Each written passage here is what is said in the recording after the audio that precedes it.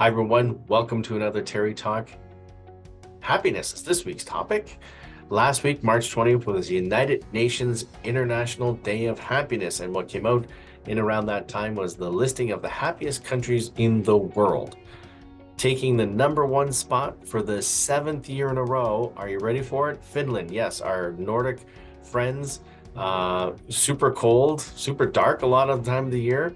Why are they so happy? Well, it turns out when you look at some of the characteristics or some of the metrics they look at, and here they are, GDP per capita, social support, healthy life expectancy, freedom, generosity, and also freedom of corruption. Those were the top 6 things they looked at. Finland, top marks across all those various metrics. In fact, as somebody said, a Finnish person said, if you lose your wallet in Finland, the odds are exceptionally high that somebody's going to pick it up and return it to you without anything missing. How epic is that? Incredible sense of community there. And this is not unique just to native Finnish people. Immigrants that go to Finland and become part of their society also reporting exceptionally high levels of happiness. So they don't hold on to it themselves, they share it abundantly. Work-life balance, a big thing for Finnish people.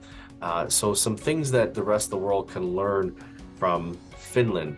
Also, its other Nordic neighbors, also very high on this list as well. How are we doing here in North America? Well, not so great.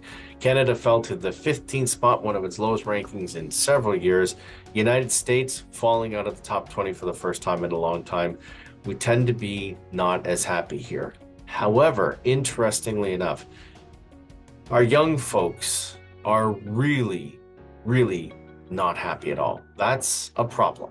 They show, I think they came in the US, they're in 60th place for those under the age of 30. In Canada, 58th across, I think there's 150 odd nations that are included in this analysis. So that's not good. And that has slipped dramatically over the years. Those that are 60 and above, both in the US and Canada, in the top 10, 15. So there's a big disparity between those two groups.